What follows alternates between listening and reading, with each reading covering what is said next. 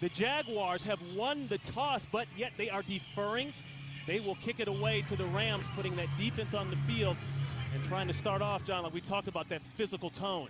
Well, you know, Ron, I think Jack Del Rio is sending a message to his defense. It's time to start playing the type of football they expected.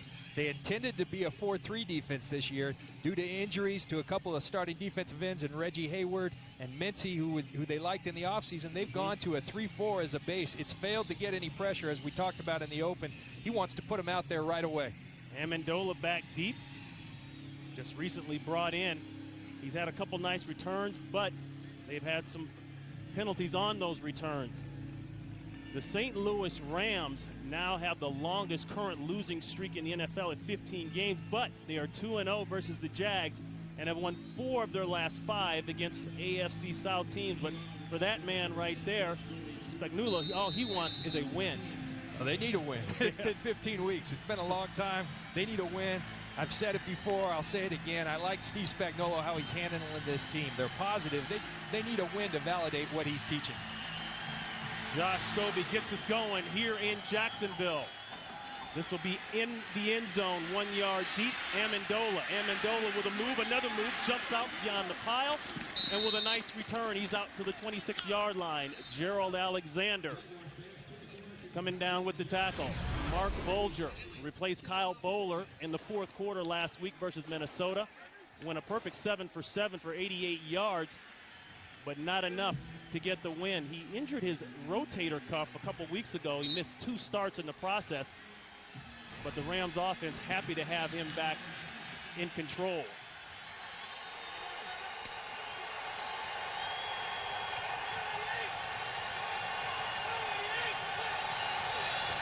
First and 10 give to Jackson, and Jackson going backwards. That's the man that Jack Del Rio said, #1, we have got to stop Steven Jackson. And a look at the Jaguars defensive lineups. They will mix it around now, and they'll play some 3-4. In fact, they converted to a 3-4 defense this year, coming in after last year as a 4-3 team. Yes, they have, and they just need more out of this defense. They've not been good this year, and they're looking to improve here today. Rams back on the ball, quick 2nd and 8 throw, and it's complete. Keenan Burton, and Burton moves the chains close to midfield. So 21 yards, Bulger to Burton, first pass of the day. Rams pushing the ball upfield early. You know, and Ron, right away, Bulger leaves off, or picks up where he left off last week. He's getting the ball out of his hands quickly, throwing accurately. Great play right off the bat from Mark Bulger to Keenan Burton. The Rams in a no-huddle situation, moving very quickly now. Avery in return motion. The quick slant inside. Second throw, second completion to Keenan Burton. Working on the rookie, Derek Cox. That's a pickup of 8. Ball across midfield. And that's what you call a now route. The Jaguars load the box with 8 defenders. Rather than run into the 8 defenders and have an unblocked defender, you simply run a now route. You go to the slant real quickly. Bulger picks up on it. Good execution by the Rams here early. 2nd and 2. Bulger looking that way again. Pressure, sack. Atia Ellison, 3rd-year man out of Missouri, had 6 tackles last week against Seattle, comes up with the first sack of the day. Well, that's a coverage sack right there, and it's this young man, Derek Harvey, who I think's been playing outstanding. They look for the now route right there to Keenan Burton, but Derek Harvey's in the angle. Last time he came, Bulger's expecting him to come. That's what the 3-4 can do for you. A big guy like Harvey, sometimes he's rushing. Right there, he drops in coverage, and it confuses the Rams. Throwback screen. Jackson, he's got room. He'll get the first and then some. Jackson pounds his way down just inside the 30-yard line. A great call by Pat Shurmur, the Rams offensive coordinator, a pickup of 18. And Ron, you know, you're seeing it. They talked about it early in the season. Steven Jackson's going to line here. They're going to go with the screen, but they talked about how they want to utilize him like they did Brian Westbrook up in Philly. Pat Shurmur comes from Philadelphia, the new offensive coordinator. As you watch these guys, they're starting to come up with more creative ways to use Steven Jackson. You have to do that because everybody's keying on him week in and week out. They'll go back to Jackson in the power game on the right side. And Jackson moves the pile. That's going to be about 5 right there. You'll take that. And Steven Jackson, second leading rusher in the NFC, next to Adrian Peterson, tied for first in the NFC in total yards from scrimmage. So in spite of the record, Jackson doing it on the ground. Yeah, he is, and this guy impresses you every time you see him.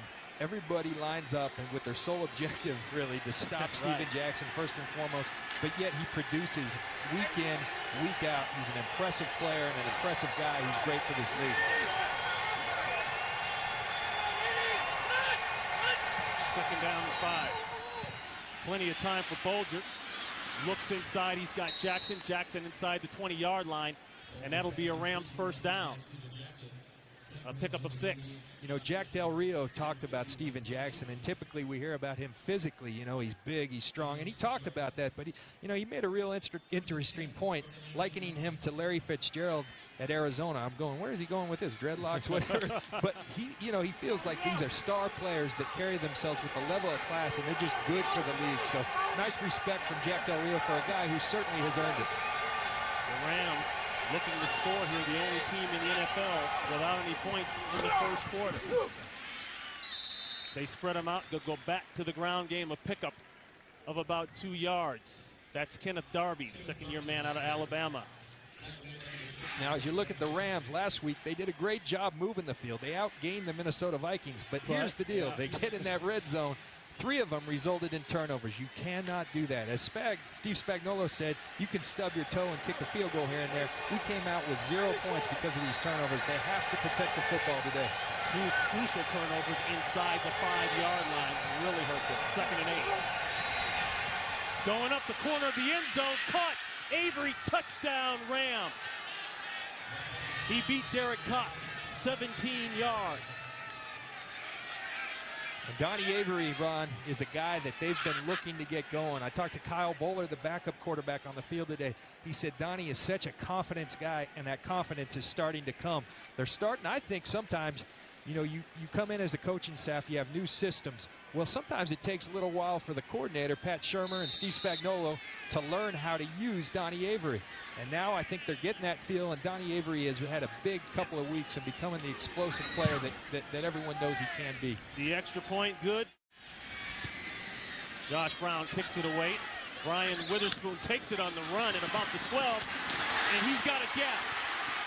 Witherspoon out past the 40-yard line, finally brought down by Billy Badgema, but a great return on a very short kick. Let's go back to the touchdown by Avery. We look at this touchdown. First of all, look at the defense. This is Derek Cox, the rookie. His help is inside, and Gerald Alexander, the safety. When Donnie Avery posts him up, he gets inside leverage. Your help is inside. You better get outside. That's a rookie mistake. Derek Cox has been playing well. Nice route by Donnie Avery, and a beautiful, accurate pass by Mark Bulger. Good execution by the Rams. So David Garrard and the offense take over at the 42-yard line. Jones-Drew. He's been wanting to run the ball more. Tries to get outside. A nice open field tackle there by Bradley Fletcher. A pickup of 2. And that offense led by Garrard. Lowest interception percentage in the NFL this year and all time for active NFL quarterbacks. Throwing 1 interception about every 52 passes. I'll take that. Up front, 2 rookie offensive tackles. Monroe along with Britton. They have been tested. They may be tested again today. They're solid inside with veterans. And they've got Torrey Holt on the outside, the former Rams. Second and 8. They go back to the ground game again. A pickup of another 2. Jones-Drew. Atagwe comes up. The Rams on defense. Leonard Little leading the team in sacks with 3. Lawan Ramsey, Ryan, and Chris Long. James Laurinaitis, second-round pick out of Ohio State, his first interception last week. Did it in grand style, too, going against Brett Favre. The secondary, they've been picked on a little bit. They've had some changes back there as well. 3rd and 7. Quick throw on the slant. And that's a guy that Rams fans will know very well. Torrey Holt, big game Holt. He gets it inside. The first down, a pickup of 10 yards, working on Ron Bartell. And Torrey said this was going to be an emotional day for him.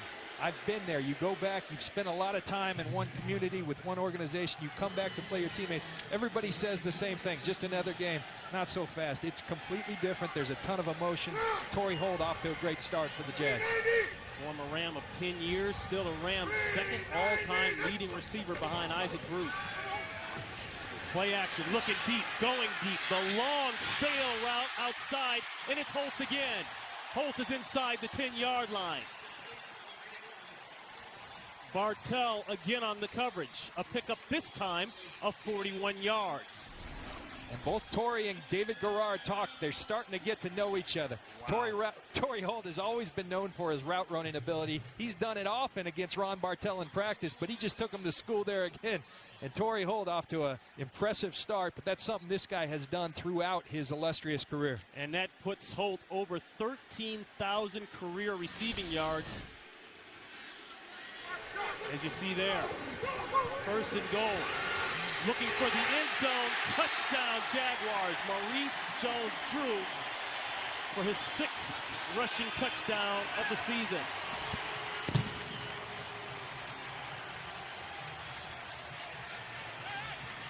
Ron, when you come off a 41-0 shellacking, you know what you do? You go to your best players. And Maurice Jones-Drew and Torrey Holt, those are those guys for the Jags in my mind.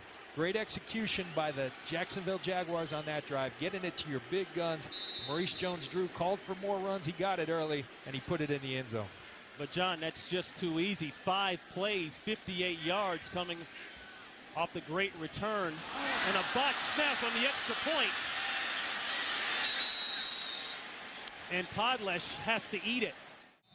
A replay of the extra point, and Adam Podlesh just drops the ball. Yeah, good snap by Jeremy Kane, the long snapper. Podlesh, something you do over and over, you practice over and over. He just plain dropped it. 1 point can be crucial in this league. We'll see if that comes back to haunt him. So the Jags kick it away. Amendola racing over. He'll take it 1 yard deep. Breaks the first wave again. Amendola out of the box. 2 men to beat. He beats the kicker, no problem. Pushed out of bounds at the Jaguars' 40-yard line.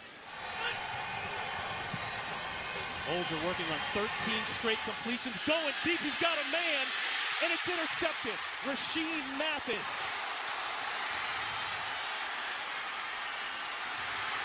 And Mathis gets it back to the 18-yard line.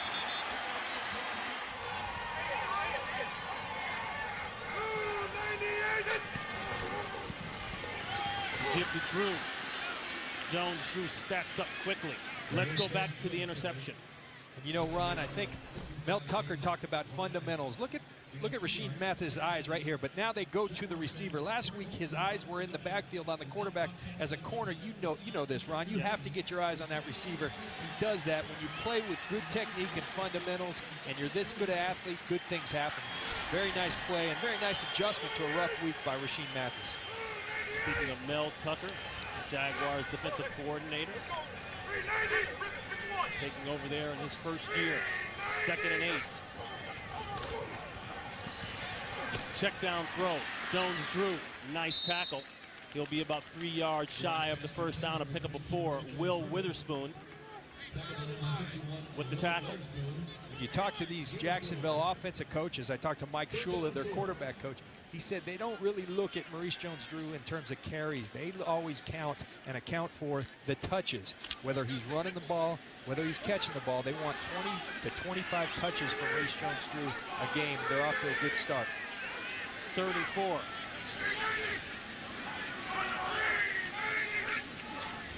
Rams bluff blitz, bring only 4. Good coverage down the field. Garrard has to make a desperation throw, but they can't hook up, and that'll bring on the punt team for Jacksonville.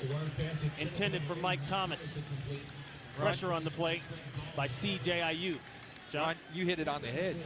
Good coverage. That was it wasn't a sack, but it was a coverage get off the field on 3rd down for the St. Louis Rams. Garrard stayed in the pocket. There was nothing there. He tried to escape, nothing there. He only had a short little window there. Put it in a good spot, but nice job by the St. Louis Rams, bouncing back from some adversity on the early turnover. So Podlesh handled this one a little better than he handled the field goal snap, or extra point snap, drives it. Amendola Amendola again with a nice return, but a nice hit coming down the pipe.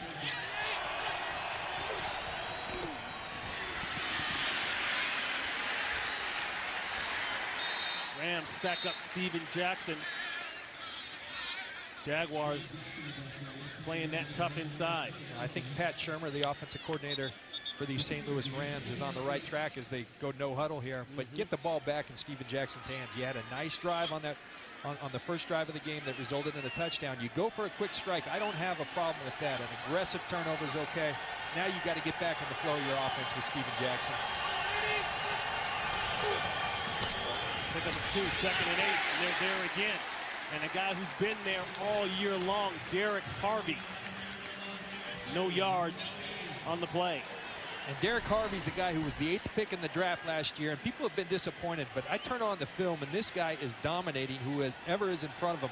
Right there, he takes the blocker, Billy Bajema, defeats him, then gets on the play on a big-time back in Steven Jackson. This guy's been playing good football. It's not being recognized because the numbers aren't there in terms of sacks, but he's playing at a Pro Bowl level in my mind. 3rd and 8.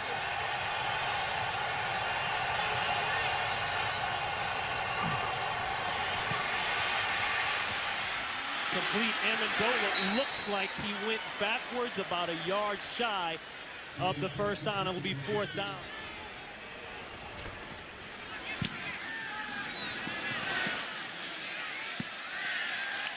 Donnie Jones punts that away, gets that one off the side of his foot.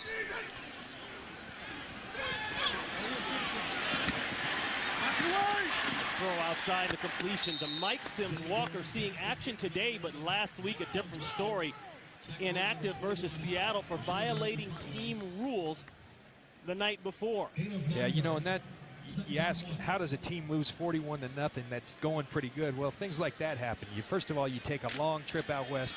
One of your best players, Mike Sims Walker, has really emerged as really their #1 receiver. He shows up late for curfew. You bench him. Mike Thomas, who's a rookie, got no reps in practice this week, and he's expected to go play. They want to get Mike Sims Walker back involved today. A pickup of 9.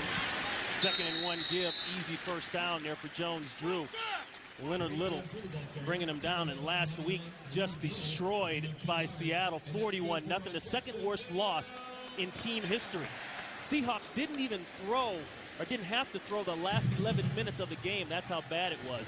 The last time the Jags had lost that bad, the first year of the franchise, they lost 44-0 to the Detroit Lions. So that just kind of puts it in perspective and the kind of urgency the Jaguars come out here with today at home. Going deep. Got a man open. Sims Walker has it at the Rams' 30-yard line. Craig Dahl brings him down, but a huge pickup.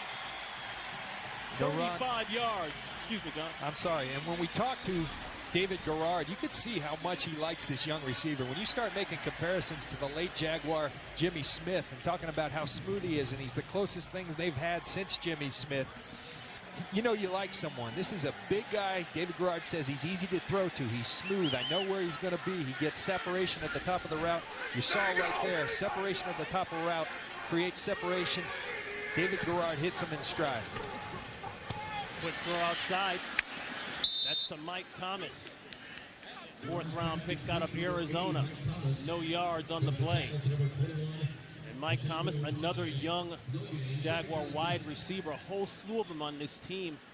And another reason they brought in Torrey Holt, we mentioned this earlier, just to give these guys some direction, say, hey, this is how we do, this is how we practice from the time we walk into the facility to the time we leave at night. Yeah, there's no greater pro than Torrey Holt on his approach to the game, and he is rubbing off on these young receivers.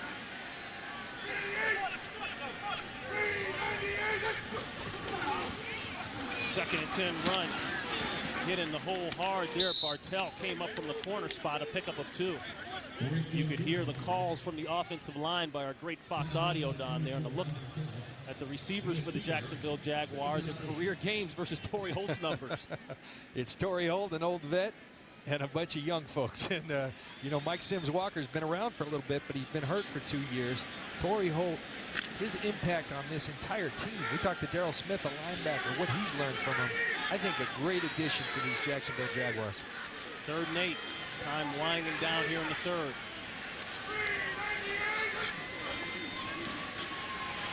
Pressure around the backside. Garrard feels it, gets out of the pocket. Gets a nice block, gets a first down, and he gets out of bounds. 1st and 10 for Jacksonville in the red zone. The give to Drew, ball's loose. The Rams say they have it.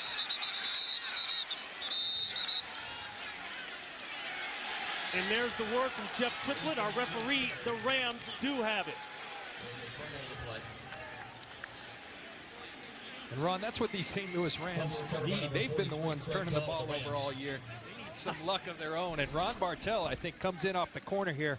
Ron Bartell puts a good lick on Maurice Jones-Drew, and the ball slips out of there. It's the Rams we intended to talk about with ball security, and the Jags, Maurice Jones-Drew, who doesn't fumble often, turns it over in the red zone. Costly miss for the Jacksonville Jaguars. So the Rams will take over 1st and 10. Ball on the 15-yard line. The give to Jackson. Jackson trying to cut it back. Not much there. 2nd and 8, pickup of 2. Play is stopped. We'll check in for the first time today with our referee, Jeff Triplett. False start. Number 70, the offense. 5-yard penalty. Still 2nd down. All right, Jeff, that's on Alex Barron, the left tackle. And Barron was replaced mid-game 2 weeks ago against San Francisco by John Greco. Greco is inactive today, but Barron's been kind of up and down. Yeah, but last week he really responded. Steve Spagnuolo was exceptionally proud of him. He went up against Jared Allen, held him to no sacks after Jared Allen had 4.5 the week before. He really responded to the benching. 2nd and 13, and I just mentioned the run game's getting stuffed thus far. Jackson, nothing much inside. You talk about 8 in the box. I think they had 10 in the box right there. They were lined up to stop Steven Jackson, and that's tough. That's where you have to go to your other weapons. Your passing game has started to get going. Donnie Avery's getting hot. The last 2 weeks, he's averaging 16 yards per catch. Danny Amendola's become an option. Keenan Burton starts spreading the football around. 3rd and longs are hard to convert in this league.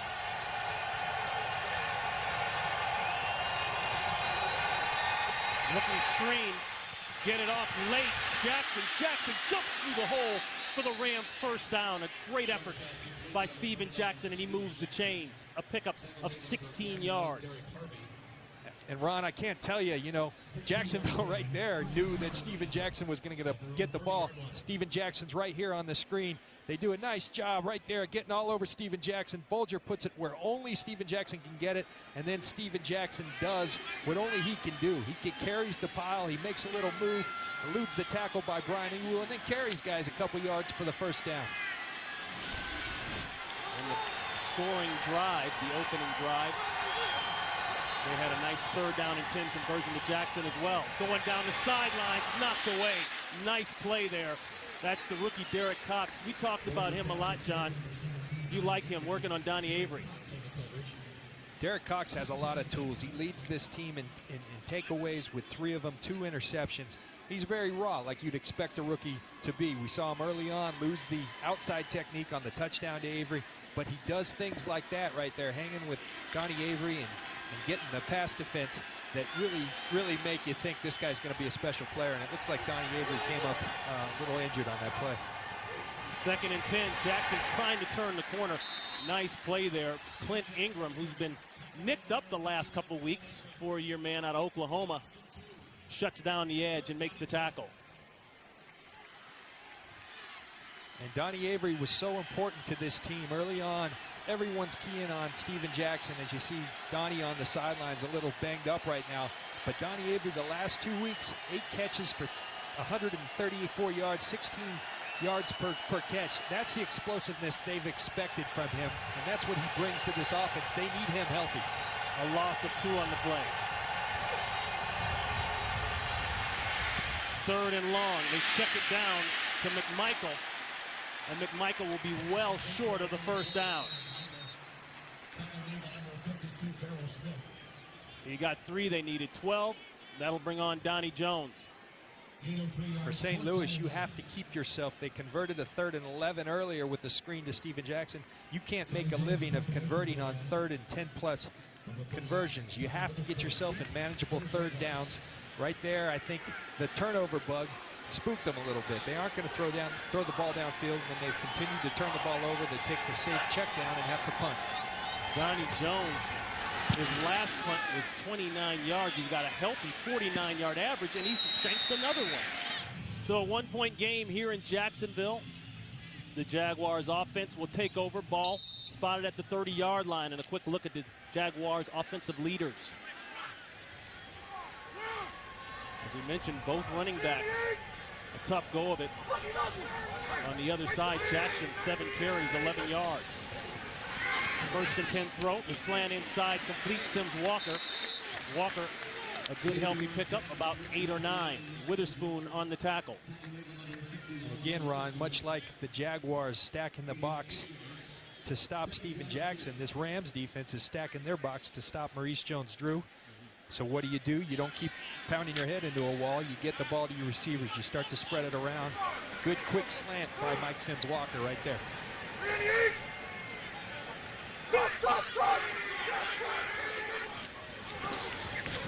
Now they'll go back to the run game. Jones-Drew is going to have to dance.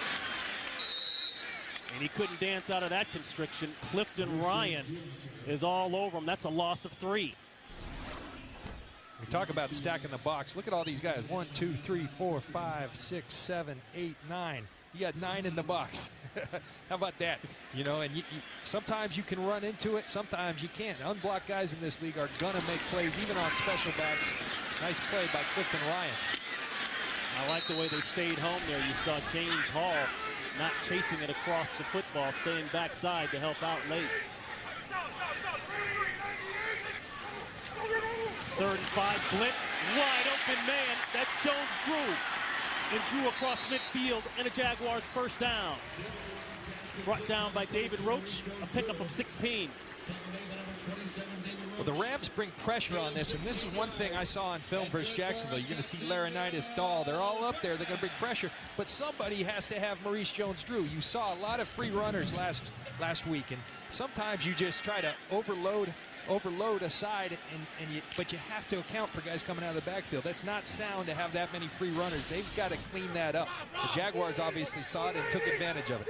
Greg Jones checks in for Jones-Drew. Sims Walker in motion. Pump and go. It's not there. Too late. Sack. James Hall. Hall has been subbing in and out with Chris Long. And Hall picks up his 3rd sack of the year. And that's a coverage sack. Jonathan Wade, who hasn't been starting but rotating, does a great job of staying back on the double move. They tried to double move him with Torrey Holt. Jonathan Wade doesn't go for it. It leads to a sack. That's a coverage sack all day long. Nice job by Jonathan Wade. Hall brought in a trade from the Detroit Lions back in 07. 32 years old, but can still get to the quarterback, especially when he holds it that long. 2nd and 14. He waits for the clearing route to Sims Walker. Walker with a nice move inside. Pushes it down to about the 43-yard line. Laurinaitis finally brings him down. This Mike Sims Walker, he's a guy who really jumps at you when you see him in person and when you see him on the tape.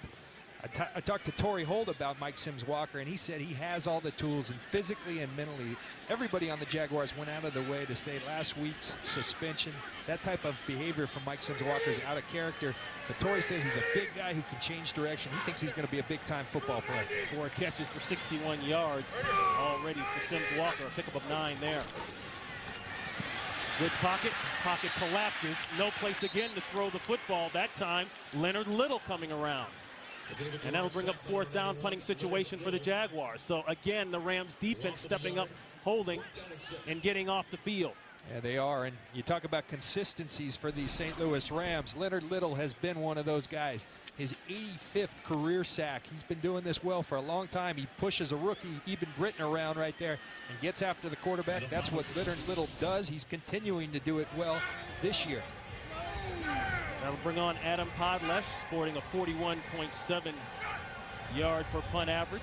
He'll try to aim this one out of bounds. He dropped it backwards. I don't know if you caught that or not. Didn't get a lot of it. Fair catch called by Amendola. 2 tight end set. Jackson outside. Lowers his head, drives his feet, still going. He'll have about 8 or 9. Nice block coming out of the backfield by Alex Barron, the left tackle. That's a pickup of 9. 7-6 game here in Jacksonville. The Rams started off hot, got in the end zone early. Their first touchdown, first points in the first quarter this year. Jacksonville came back, drove down the field after a nice kickoff return by Witherspoon, but botched the extra point. And that puts us where we're at. 2nd and 1.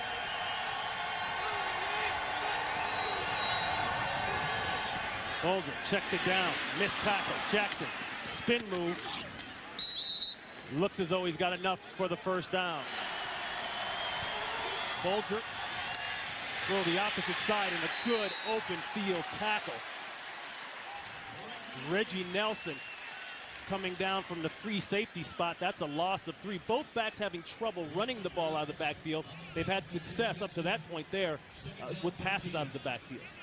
I don't want to take credit for this or anything, but Reggie Nelson was asking me about some tackling technique down on the field today. And I worked with him a little. I shouldn't say that, but I worked with him just a little bit. Just gave him 1 pointer, and good job by Reggie Nelson. That's a tough man to bring down in the open field in Steven Jackson. And you look at these guys, the stars of each team, Steven Jackson and Maurice Jones-Drew getting plenty of touches here today, both running the ball and receiving.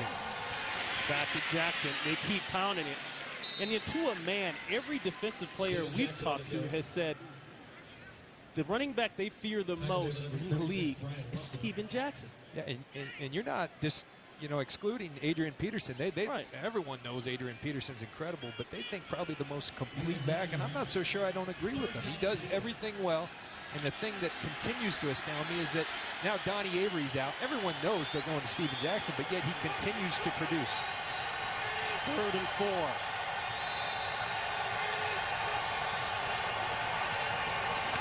The quick throw, Burton looks as though he's got the first down. Let's see where they mark it. Bolger's pass complete to number 14. Keenan Burton on the catch. They need Keaton Burton to step up right now. You look at this receiving core now, Ron. They came into the game with only 4 active, healthy wide receivers. Donnie Avery's out with the hip injury, questionable as to whether he'll return. They've got 3 receivers healthy, Amendola, Keenan Burton, and Tim Carter, who they signed last week. 2 of these guys, Amendola and Carter, weren't even with the team the majority of this season. They're very thin at wide receiver. Carter just signed on the 13th of October after being cut in the preseason. Santon Gatto checks in at the halfback spot. He'll get the call. Puts his head down and goes straight ahead for a couple. Derek Landry there on the tackle. 2nd down and 7. Quick look there. Pat Sherman, Rams offensive coordinator. Check down throw inside. A good game, good call. And that's a Rams first down. Randy McMichael, he's been very quiet this year. Coming into the game with 13 catches. Picks that one up for 16 yards. And there's an injured Ram down. That is Tim Carter. And if there's anybody in the Jacksonville area that can play wide receiver, please report to the stadium. Burton, along with Amendola, the only 2 healthy wide receivers. You saw Carter on his feet. That's good news. 1st and 10. Carry to Steven Jackson. Jackson for a few, brought down by Darryl Smith. You saw Donnie Avery go out earlier. He's doubtful with the bruised hip. And 2 guys actually that Steve Spagnuolo really applauded for their efforts of late. Richie Incognito, the right guard, and Jason Brown, their big free agent pickup. That's a huge hole right there. Anyone can run through that, let alone Steven Jackson. They're getting great movement inside. I guess Tim Carter got our memo. He got back on the field. 2nd and 3. Seam route inside, incomplete, intended for Daniel Fells, the backup tight end, and Fells is shaken up.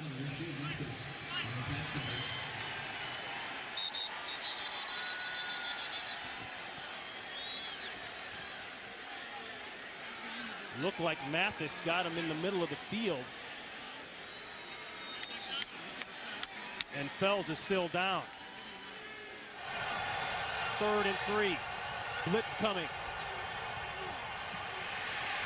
They run it, and I believe they pick it up. Let's see, maybe just shy. Jackson at the last second lunged forward. Let's see how they spot it. From there, it looks short. It is short. And we'll be back for a 4th down. That is the 2-minute warning. And while we were away, they went ahead and measured anyway. And there you see they're just a little bit short. Ron Pitts, John Lynch. John, your assessment thus far? Well, right here, I like the fact that Steve Spagnuolo's going for it. I think you're 0-5. Steven Jackson in offset. Looks like they're going to sneak it. 4th down play. They go right up the middle. You see the red line. That's our official mark for the 1st down. A marker is down on the play. It looks to be offside against Jacksonville. Offside. Defense, number 51. Lined up in the neutral zone. 5-yard penalty results in a 1st down. And a critical mistake for these Jaguars, because, Ron, it looked like by the spot they were going to be short right there. Right. It looked like that was going to be Jacksonville's drive. And you're going to see Clint Ingram in the neutral zone right there. They call it on Clint Ingram, and as I said, it appeared as if the Jaguars had stopped them. Big turn of events. Positive for the St. Louis Rams. Jackson. Boy, Jackson has gone backwards all day long. Ingram right there. Clint Ingram intent on making up for his mistake, lining up off sides, makes a beautiful open field tackle on Steven Jackson, something that's not easy to do. A loss of 3. Bolger looked left, nothing there. He's in trouble, a marker down, and he throws that one away.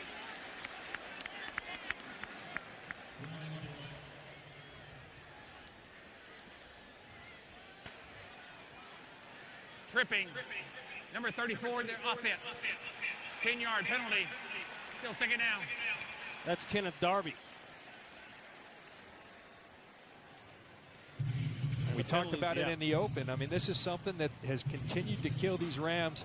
7.8 per game. Second, only Buffalo has more at 8.8. That's almost 8 penalties a game. Steve Spagnuolo is frustrated because he is a detail coach. It's something they pound on every week. He said he doesn't mind aggressive penalties, but the undisciplined ones, and a tripping foul, that's an undisciplined one. It hurts your team.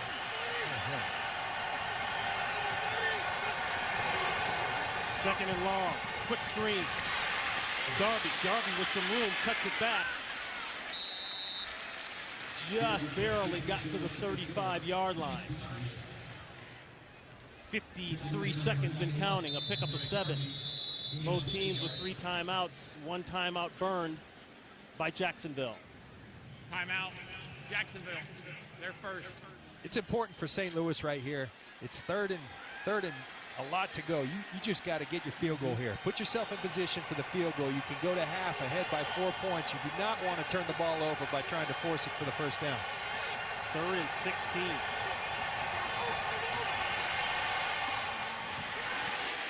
Underneath throw, a catch and a hit. Burton caught it. Cox wrestles him to the ground. Timeout. And a timeout. Second timeout called by Jacksonville. Jacksonville with 1 left now, obviously hoping they can get another stop, get the ball back, save some time for their offense. Absolutely, and a big-time play. We talked about him earlier, the rookie Derek Cox. One of the things that's been plaguing this Jacksonville defense is yards after the catch. He makes sure there were no yards after the catch by coming up aggressively and hitting Keenan Burton right there, and no yards after the catch. It puts him in a long field goal for the St. Louis Rams. So the Rams will bring on Josh Brown. Brown 2 for 5 on field goals this year. He'll go from 52 yards out.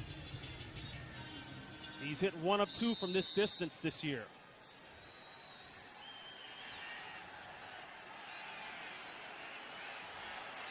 Donnie Jones will hold.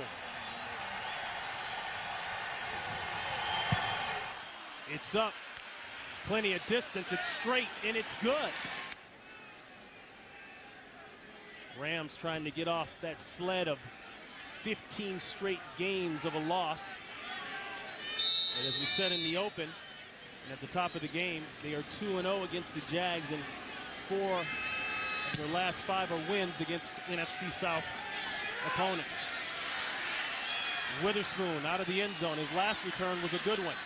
Ooh, and he gets blasted.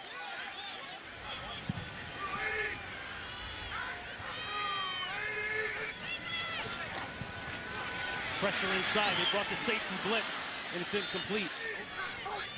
One timeout left for Jacksonville, 27 seconds. They pick it up, throw inside, a hot one, and a great catch by Sims Walker. Did you see that catch? Pressure hit, incomplete. That time, the other safety, Craig Dahl, came down with the blitz. 2nd and 10. 15 seconds left, no timeout. That one complete to Sims Walker, and Sims Walker gets out of bounds. Garage pass is complete to number 11, Mike Sims Walker. He's inside the 40-yard line, a pickup of 21 yards. But a good job of getting out of bounds. So they're going to bring the field goal unit on right now.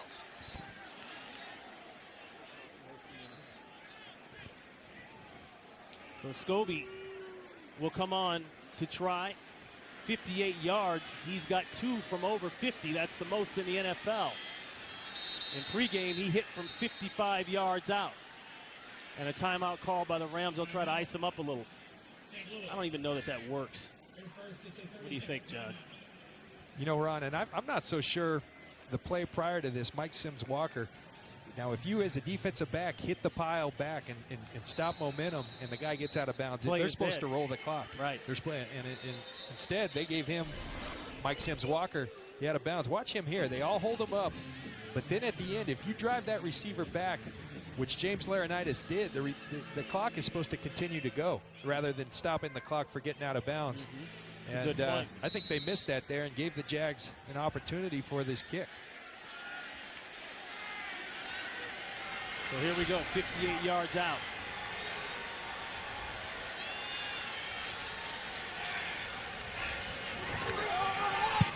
Scobie to make it a one-point game. It's drifting left. No good. The crowd, for whatever reason, thought maybe it went in. No, that one went to the left, and we still have a 4-point game here in Jacksonville.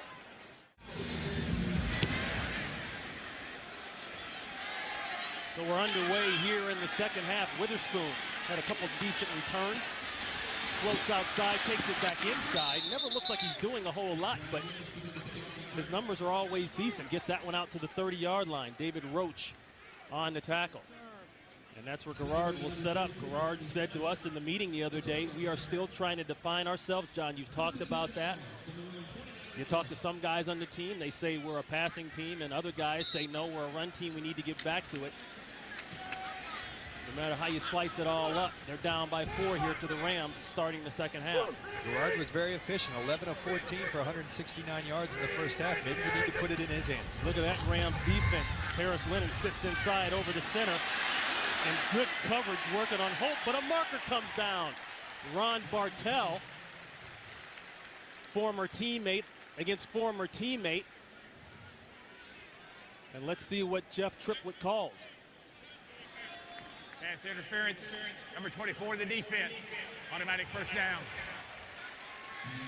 And Ron, you know, Torrey Holt talked to us about it. He's gone up against these guys a lot in practice, and Torrey said, you know, a lot of these guys, and I'm sure I think Ron Bartell did get a little contact early, but he said a lot of these guys for years have told me what they would do if I were on another team. He said, well, now I'm on another team. Let's see. Yeah. Torrey Holt's having a pretty good day. Yeah, there was a little trash talking in the meeting rooms back in the day, so now it's time to get it all worked out.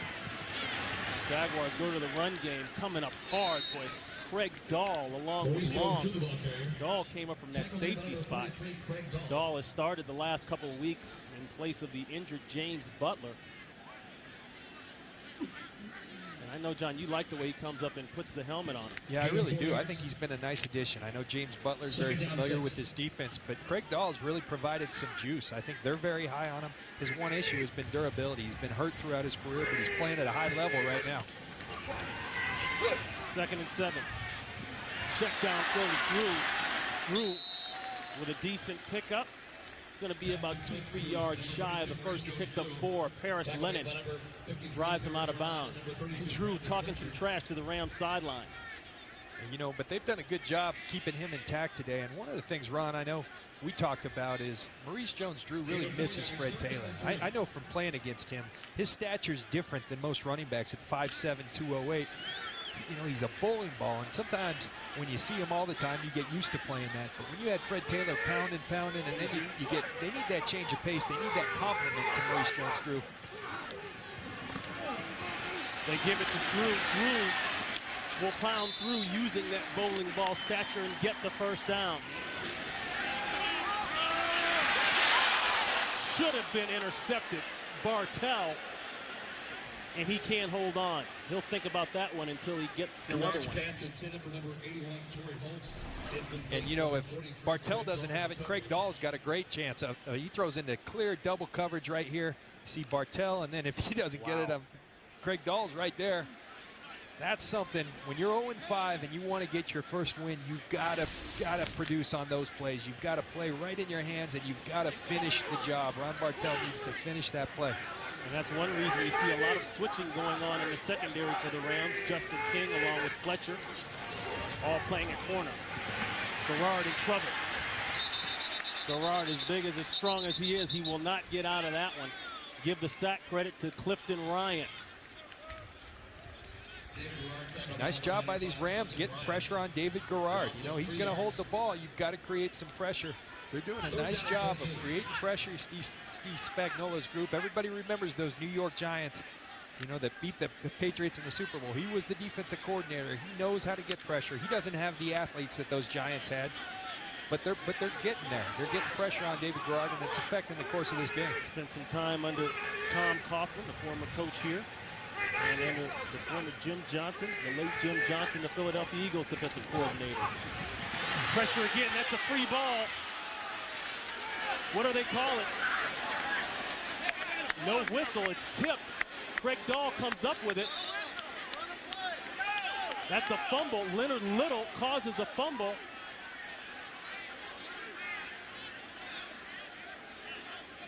He's working on the rookie, and Jeff Triplett says it is Rams' ball.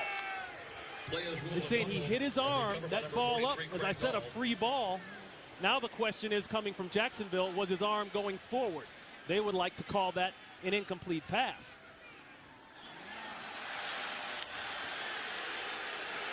You hear what the crowd thinks here in Jacksonville. Jack Del Rio throws out the challenge flag. Let's take another look. Let's watch David Garrard's arm. Is it moving forward? Oh, boy. That is close. Jacksonville is challenging the ruling on the field of a fumble. That will be as close as a call as you'll ever see. After reviewing the play, quarterback's arm is moving forward. It is an incomplete pass. It'll be 4th down on the 41-yard line. Please set the game clock to 12:30. 12:30. Jacksonville is not charged a timeout. So what happens in result is the Rams get the ball, but just in a different fashion. That's right. That's all. That's right. Because that brings up 4th down here. So arguably they will get the ball, worst case scenario, with about a 20-yard difference, depending on what Amendola does. Yeah, and that's a win for St. Louis. That is a win. Don't be, you know, just because they don't get the turnover. They're getting off the field on 3rd down. We talked about the pressure. They're creating it. Sometimes you got to create it with the blitz, and they're getting there on Garrard. Hodlish kicks it away, hoping to kill it inside the 5. Got a chance. Nope. He got the bad bounce.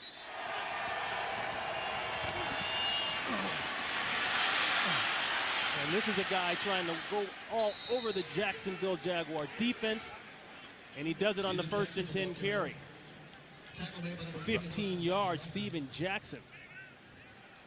We talked about early in the first half how much respect this guy garners around the league. And you see why. This guy churns his legs. He's a big guy. He can beat you with power. He can bounce and beat you with speed. He's got it all. He's the total package. Big-time player, Steven Jackson.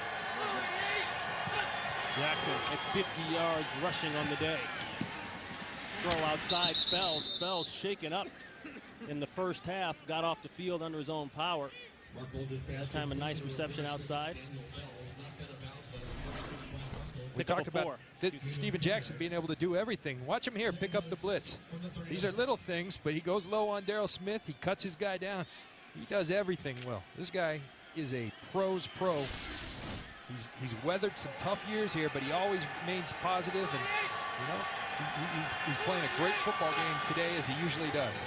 Two tight end run, penetration in the backfield. He spins out of it. Reggie Nelson brings him down, but a nice play by Terrence Knighton, the third-round pick out of Temple. He had him in the backfield but couldn't hold on. Nelson finished it off. You mentioned Terrence Knighton, a rookie. There are a ton of rookies. I think it surprised me how many rookies. You look at their draft class, there's 7 of these guys. They're all playing. There's 3 free agents who have seen considerable time. These guys are playing rookies more than anybody else in this league. 3rd down and 5. Bootleg, throw inside to Amendola. Amendola had to make the tough catch but couldn't do it. It would have been a first down, but he couldn't hold on, and that'll bring on the punt team for the Rams.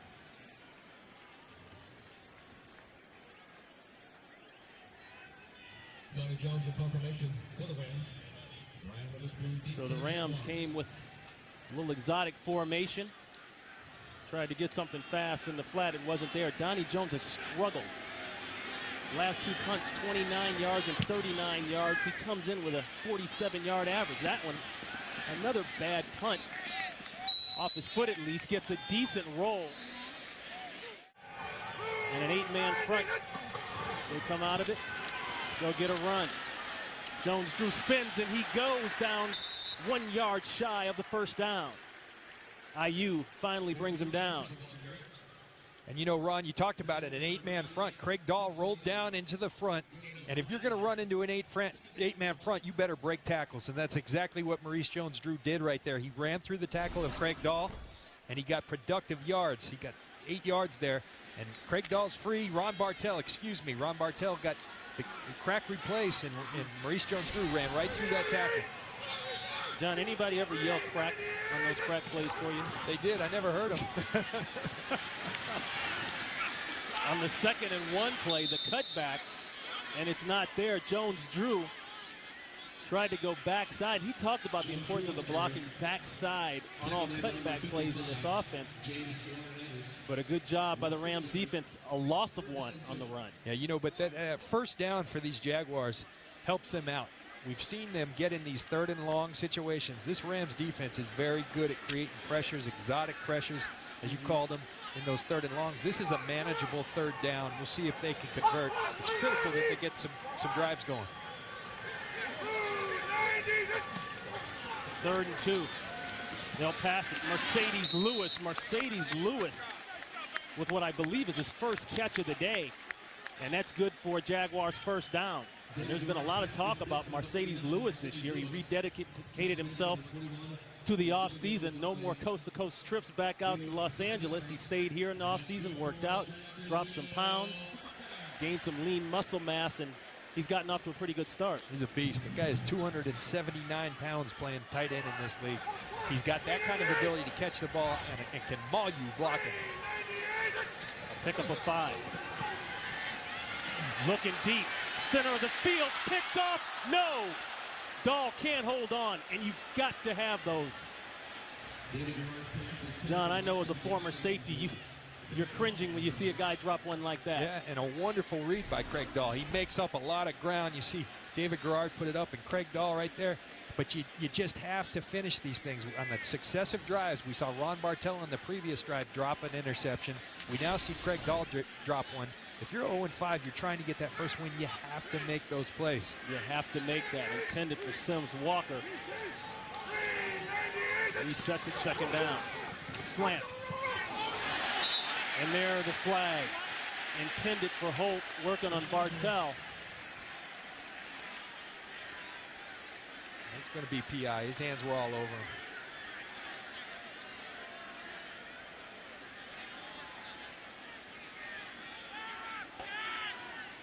Pass interference 24 the defense. Automatic first down. See Bartell and Torrey Holt. You can put that left arm in the NFL on that receiver. You cannot pull and impede his progress. And Torrey Holt, Hall of Fame player, he'll get that call every time. Ron Bartell, a couple PIs on his old teammate, Torrey Holt. The Rams now with 6 pass interference penalties on the season. That leads the entire NFL. Guess you'd rather have them close than not there at all. Jags go back to the run. Jones-Drew inside for a couple. Laurinaitis. He's there for the tackle, pick up a 5. Second down and 5.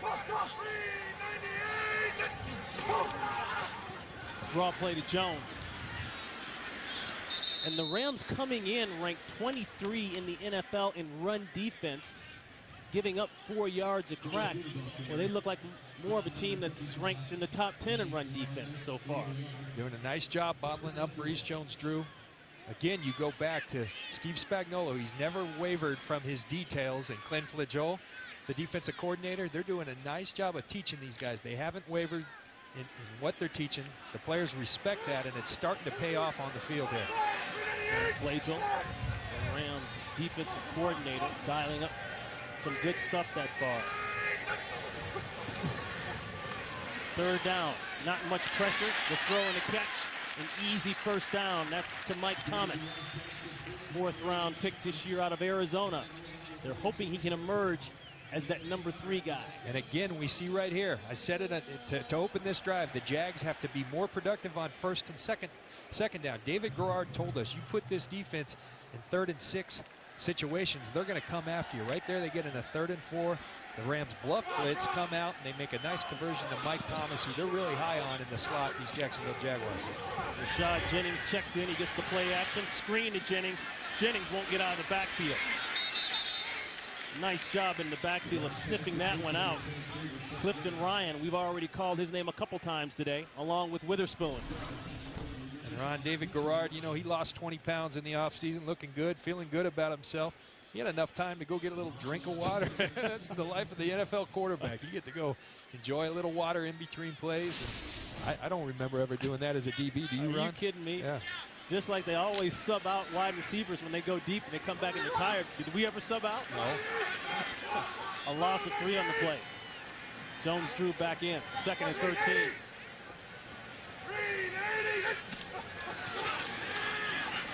No pressure. Check down. Drew. Jones-Drew went backwards. Jonathan Wade, the corner, came up and got it.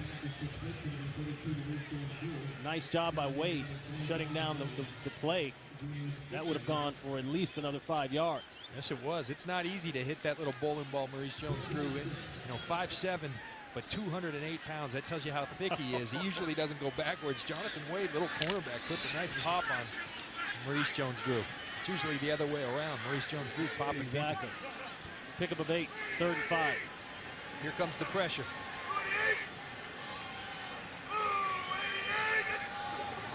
They bring it, they pick it up, and they can't make it work. A late flag goes down. Mike Thomas working on Jonathan Wade. Boy, that was late. Yes, it was. Boy, and Jack Del Rio is out to the numbers. 20 the defense. Automatic first down. Well, Del Rio better be careful. I can't say I much blame him. That's late. We talked about this Rams defense. You put them in third and long, they're going to come with the blitz. You're going to see Laurinaitis and Craig Dahl wrap around. And I think it should be Steve Spagnuolo on the field, not Jack Del Rio. That was a late call on the pass interference on Wade.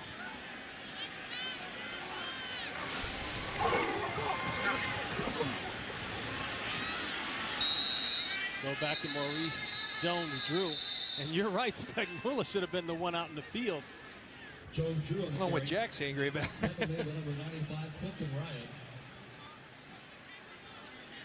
Look, it's gain of 2 yards. 2nd down and 8. Steve Spagnuolo, first year as head coach.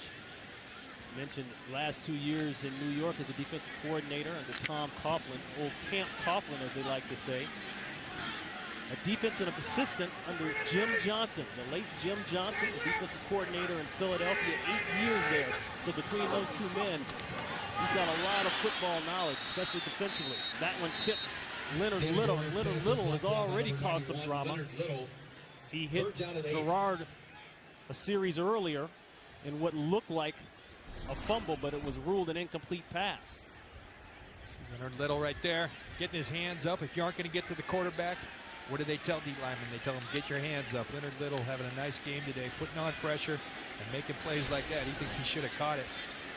But Steve Spagnuolo, I tell you, his players are very impressed with him. James Hall talked about him. He said he hasn't flinched. He hasn't wavered in his message. All the details since week 1. And again, we're in this 3rd and long situation. They're 3 for 3 this drive on 3rd down. Long corner route. Incomplete, knocked away. Nice job by Quincy Butler. Working on Sims Walker, and Butler coming back after a $7,500 horse collar fine last week on Percy Harvin. Makes a big play to get off the field. And really Quincy Butler having a nice play, and see Mike Sims Walker has the ball in his hands. Quincy Butler, nice job of getting his hand in there and ripping. We saw him with the pressure early on the fumble that was challenged and overturned, and now he's making plays in the secondary. The role players are coming up big for the St. Louis Rams. So Podlesh needing to hang this one up and let it go out inside the 5. He aims toward the corner. Wow. Quick throw outside.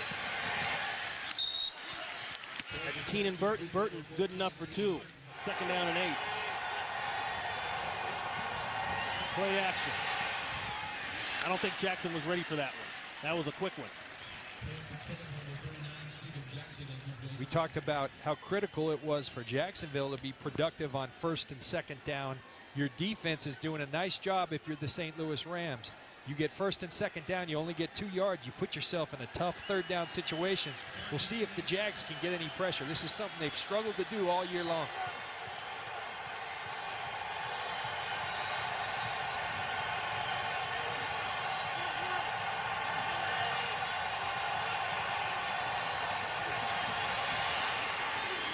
Third and 8 throw caught, but short of the 1st down. That's Fells. And Fells will be a healthy yard shy. And that'll bring on Donnie Jones to punt it away. That's a 3 and out. And that's one thing that Jack Del Rio talked about, the keys to success. We have to be able to get off in 3 downs. Talking about the defense, get off the field. And it wasn't because of pressure. They went with a 4-man rush, decided, but just kept the ball in front of them. And Rasheed Mathis is really having a nice bounce-back game. Comes up, makes the tackle, and keeps them short of the 1st down. Jones has not punted well this game. New return man. It's Mike Thomas. That's the rookie. Fluttering punt. Once again, that one doesn't make it past the 30. Corner blitz. They pick everything up. Plenty of time to throw. Long route. Did he get in? Yes, he did. Of course, that's Torrey Holt. Just fit that one in front of Atagwe. A pickup of 18.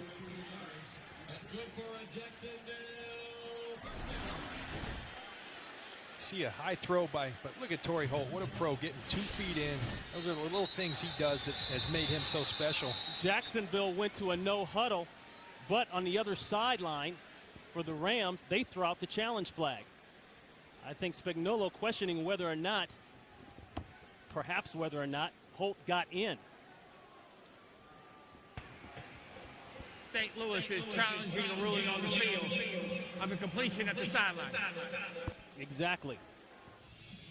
John, after looking at the replay during the break, it looks like Torrey Holt did not get both feet in, but the bigger question, is that worth burning a challenge at this point in the game? Well, you know, I think it is, and I think Torrey Holt is going to be out. It's that left foot. Watch the left foot right there, and I think it's right there, out of bounds. It's close. I don't know that he had possession. He drags the right before that, but I don't know that he had possession when he tried to drag the right foot. But I think it's worth it. I mean, you're 0-5. You're playing a tight 10-6 game where field position is critical, and every yard counts. Here's Jeff. After review, the ruling on the field stands. St. Louis is charged with timeout. Wow. So, I mean, you've got 2 officials standing on either side of the line, down the sidelines, looking at the play. They review it. they still say it's a catch. Again, watch that left foot, and I don't know. Close one. So, more importantly, I guess the Rams lose a timeout in a game like this. I would argue that timeout may come into play and will come into play at some point.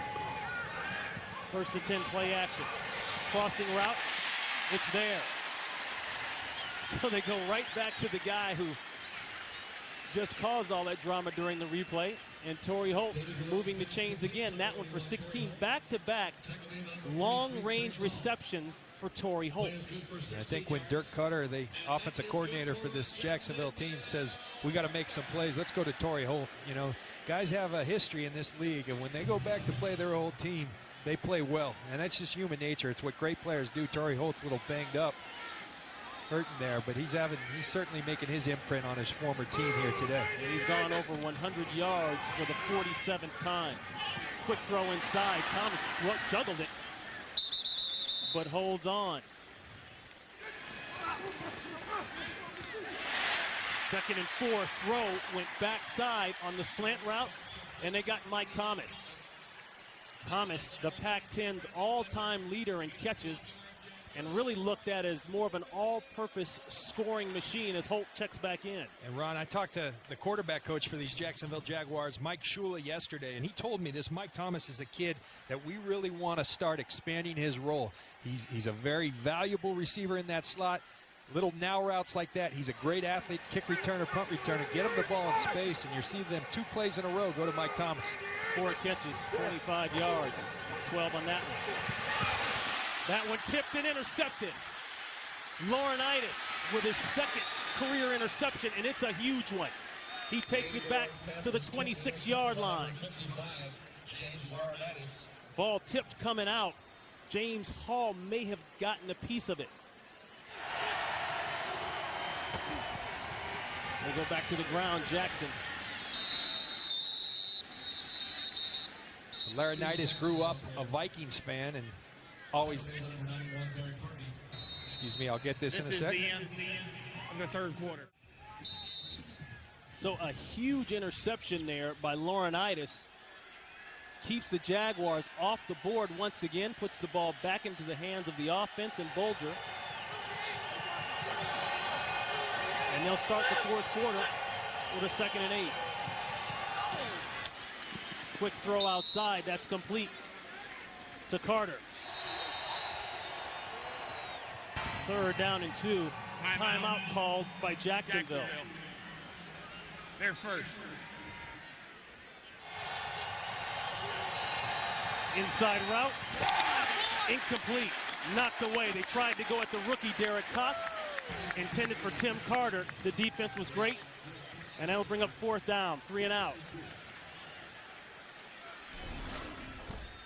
See Mark Bulger going to Tim Carter, who's playing in the absence of Donnie Avery. Tim Carter was just signed a week and a half ago, and Derek Cox, we just saw St. Louis Rams, for the St. Louis Rams, James Laurinaitis make a big play. Derek Cox, the rookie for these Jaguars, making big plays for their defense. Jones averaging 37.8 today. He gets this one away. The ball moves a little bit at the last second. Thomas gathers it nicely and is able to get a couple yards. Dahl brings him down.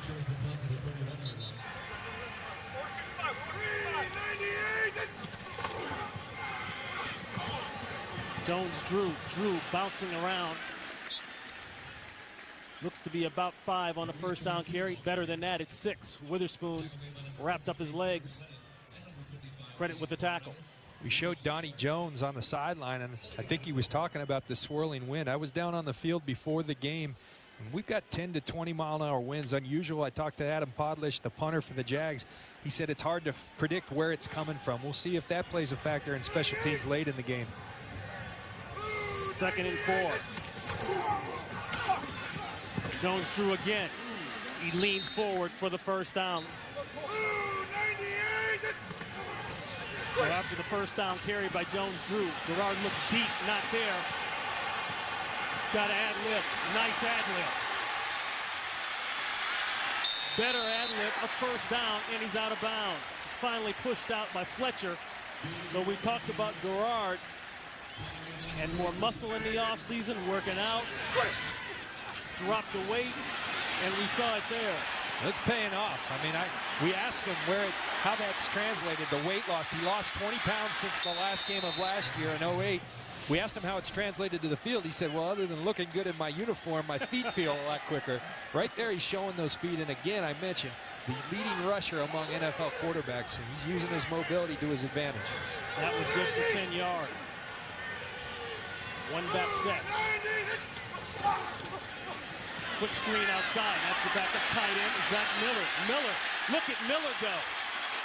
And Miller has a first down. That's a 6th-round pick out of Nebraska, Omaha. The former college quarterback transferred from the University of Nebraska on over to Omaha and ended up his senior year with 50 touchdowns. He was a quarterback. I mean, he was a quarterback, 50 touchdowns rushing. But when you watch these Jaguars, they design ways to get him the ball. I think it tells a lot of how high they are on this guy and his athleticism. And the Jags doing a nice job on what's a critical drive for them. They need to get points out of this drive. They need an explosive play, but moving down the field very nicely right now. Jones goes back and trucks a man. Boy, you saw the strength there. Just lowered his head. It looked like Fletcher came up, didn't come up low enough. Let's listen in.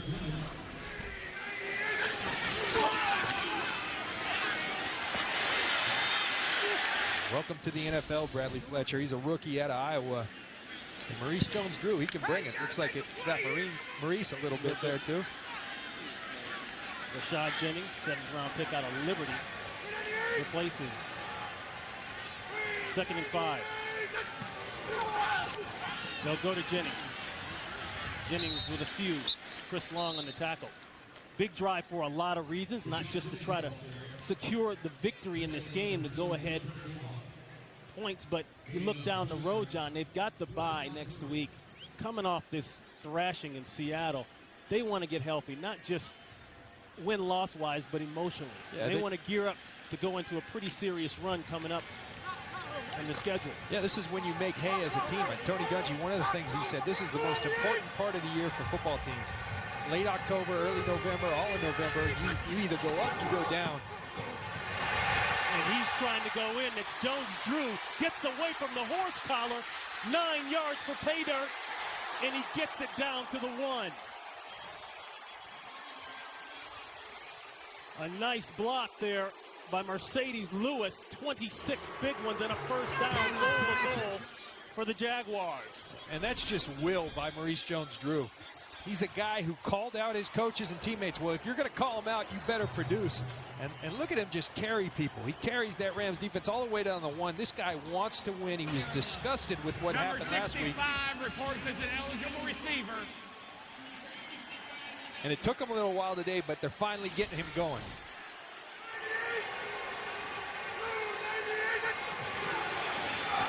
Jones-Drew. He went backwards. I think he lost on that one. But you're right, John. Talking about being so vocal this past week. He talked to the media, pulled guys to the side, man to man. He said, I hate losing. It's not about anything else. I am not a me guy.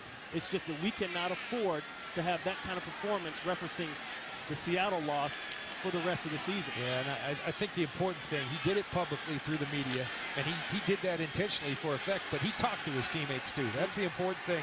And from a guy with that heart, it's exactly what Jack Del Rio, with his heart, I don't mind that. 2nd and goal. Jones-Drew again.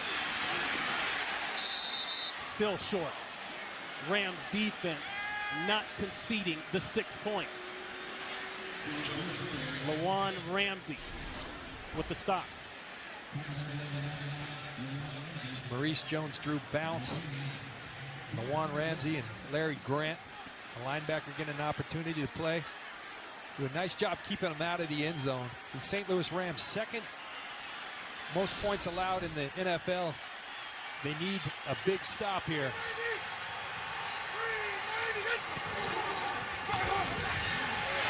Touchdown, Jaguars.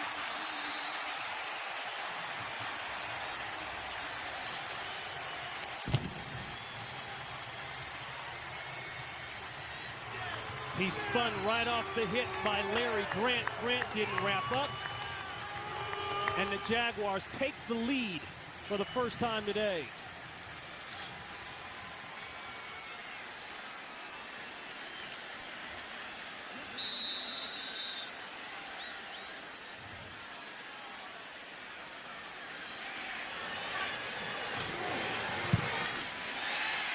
Scobie.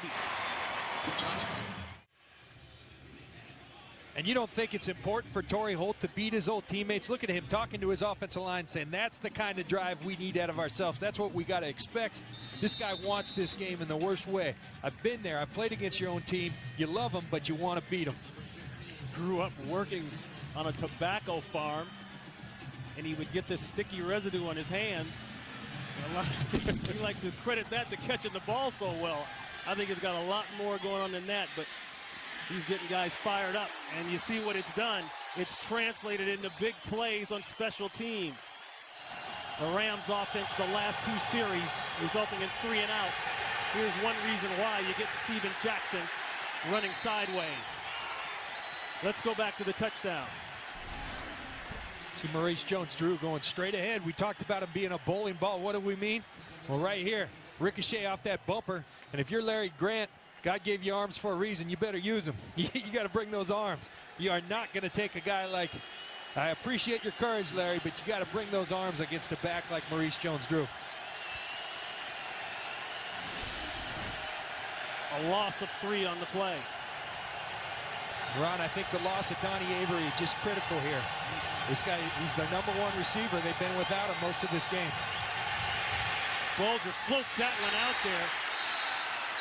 They call it an incomplete pass intended for Jackson. Jackson had a man draped all over him. Now you set up a 3rd and 13, 3rd and 14 situation. The life is back in this Jacksonville sideline. More importantly, on this 3rd down, on this Jacksonville crowd. It's going to be hard for these Rams with the snap count. The crowd is getting into it. The Jaguars are playing inspired football finally.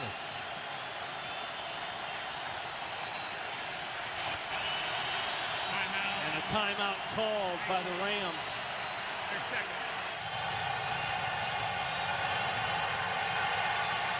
The long corner route, and it's incomplete. The ball thrown before Tim Carter even turned around, and maybe a little bit of what you're talking about, John. Quarterback receiver not on the same page. Tim Carter coming in, subbing for the injury there to Donnie Avery. Well, these guys are pros, but Tim Carter just arrived, off the street a week and a half ago. You don't have the timing down. Mark Bulger's been out. He's probably thrown to him a couple days this week. He wasn't starting. They're really missing Donnie Avery right now. They've got to find a way to make up for that loss. The 3rd straight 3 and out for the Rams offense. Jones driving that one, drives it over the head of Thomas. Thomas decides late to pick it up. It really doesn't do anything with it, goes backwards.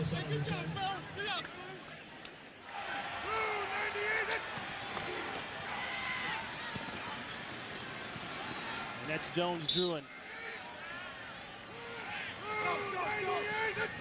2nd down and 7. Play action. Heat off the backside. The long throw outside to Sims Walker. Great play there coming up. That's Ron Bartel. Bunch of great plays on that sequence right there. David Garrard, beautiful job of getting the ball, get rid of the ball with Will Witherspoon in your face. And then a wonderful open field tackle by Ron Bartel in space. Garrard sees the pressure from Witherspoon on the blitz. Mike Sims Walker in space. Ron Bartel coming up, making a nice tackle in space. Get to that 3rd and long. This is where the St. Louis Rams defense likes the pressure, Ron. Exactly. This is where you need a play. Rams showing pressure. Look at it. They drop it off instead. Going up the sidelines, and it's incomplete, and a marker goes down. Laurinaitis running step for step for Maurice Jones-Drew, but his back was turned, and Steve Spagnuolo says, no way, it's interference. And really a nice play by James Laurinaitis right there. Your number's called. That's interference, number 55 of the defense. Automatic 1st down. James Laurinaitis right here. He's going to be in coverage on Maurice Jones-Drew, who's going to run just a little arrow route. They try to pick him. I don't know, Ron. Well, you put your hands up like you're not turning to play the ball. And referees do look at it. There is no face guarding in the NFL. There is no face guarding, right. But I just don't know if there was sufficient contact there. I think that's a nice play by Laurinaitis. They go back to the run game. And with the Rams offense now, with 3 straight 3-and-outs, the onus does fall squarely on the defense to make a play. You've got to make a play. We've seen them with the 1 interception by Laurinaitis. They had a couple of other opportunities, and those usually come back to haunt you when you don't make good on your opportunities. They had a couple balls in their hands. They've got to find a way to get off the field, make a big play, get their offense the ball in good field position. Rams now with 1 timeout. Remember, they blew a timeout on the lost challenge. As we drop under the 5-minute mark. Dangerous throw, intercepted by Leonard Little. Little, did he score? Yes. Touchdown, Rams. Do you believe that? In the final minutes, needing a big play, we just talked about it, Leonard Little makes it on the errant throw by Garrard. And a marker goes down, hold on, extra point is good, but there's a late flag.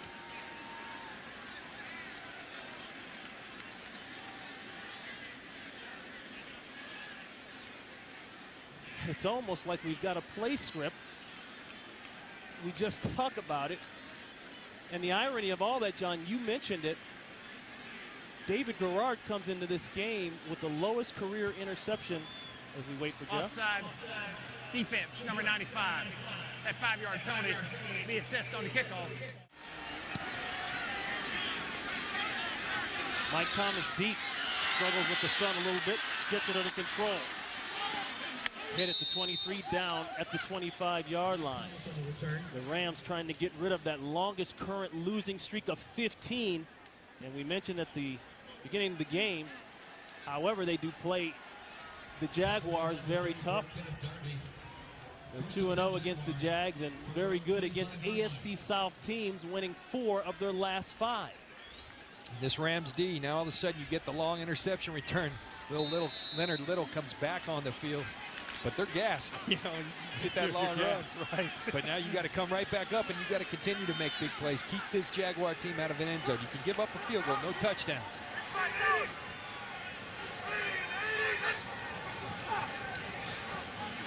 Plenty of time. Hit, throws, incomplete. Intended for Maurice Jones-Drew. Craig Dahl on the coverage. Torrey Holt has been huge all day long for the Jaguars.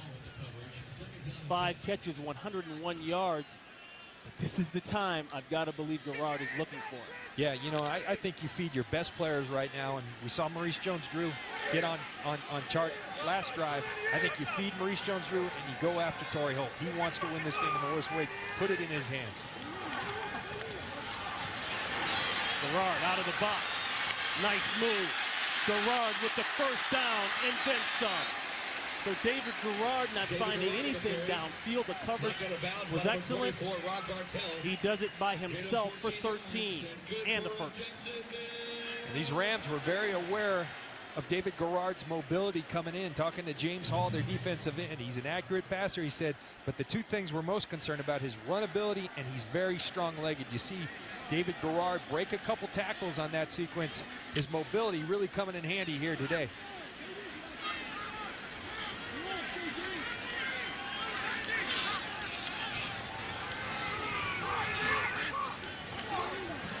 Jones-Drew bobbled it a little bit on the handout. He's got a lane and a corner. Maurice Jones-Drew across the 50-yard line and out of bounds. Another Jacksonville Jaguar first down, a pickup of about 18. Jaguars are relying on rookie tackles. Eben Britton, a rookie out of Arizona. Watch him on the pool. Does a great job getting out in front of Maurice Jones-Drew, putting the block on Jonathan Wade, and Maurice Jones-Drew does the rest. Great execution by the rookie, pulling and getting out front, athletic. And Maurice Jones-Drew, that much room, he'll do damage every time. And the gutty little Bruin goes over 100 yards, right at 100 yards on 25 carries. Play action, looking deep. In the post. Caught. Mike Sims-Walker inside the red area. And just like that, Garrard and the Jaguars answer and come down the field.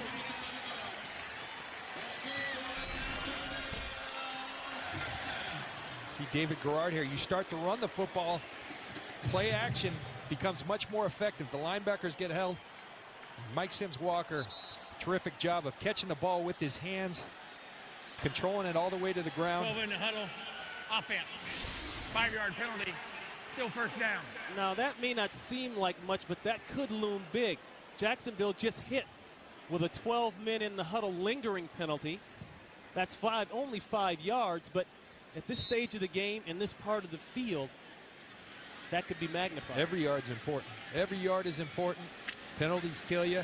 Plenty of time for both teams here. You got 3 minutes and 38 seconds left. Jaguars have plenty of time. 2 timeouts for the Jaguars. Only the second penalty of the day for Jacksonville. Play action. Going touchdown in a crowd. We tried to fit that one in. Mercedes Lewis with 1 catch on the day. Tried to sneak him down the middle of the field. And David Garrard takes the chance in double coverage with his big tight end Mercedes Lewis. He's comfortable in doing that. He said he'll try to squeeze it into coverage with Mercedes because he's confident, as big as he is, 6'6", 280 pounds, that the only result will be an incomplete pass. 2nd and 15. Rams creeping up. They're in man-to-man coverage. No help. Somebody won. Jones Drew. And Drew is rounded up by Leonard Little, shy of the first down. Steve Spagnuolo staying aggressive. He brought the house right there. But you leave Maurice Jones-Drew on Leonard Little, a defensive end, as good of a game that Leonard Little's having. Advantage. Jacksonville Jaguars. You see all the guys in the box. Well, right here, you got a one-on-one. Leonard Little on Maurice Jones-Drew. He puts a nice move on him. But if David Garrard puts it out front, I think that's a touchdown. But look at Leonard Little recover. Makes a nice play. 3rd and 2. Jones-Drew trying to get the 2. The scrum. They push the scrum forward. And I believe he's got the first down. Yes, Jeff Triplett says he does. You know, and you're seeing 2 teams, you know, I know they're both having rough years. The Jaguars 2-3, the Rams 0-5 on the year, but you're seeing the will of these players. Maurice Jones-Drew driving his legs right there. Torrey Holt with his impassioned play and leadership on the sidelines. Leonard Little all over the field. James Laurinaitis all over. These guys are playing big-time football, and you got to like that.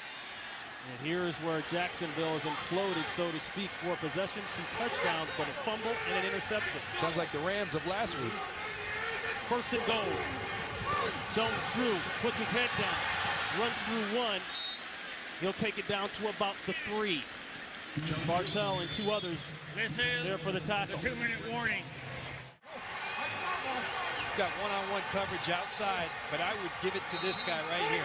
He asked for the ball. He's paying dividends. He's getting that ball in the end zone twice today. Give it to him. Let him take him in. There it is. He's got a hole, and he's in. Touchdown, Jaguars.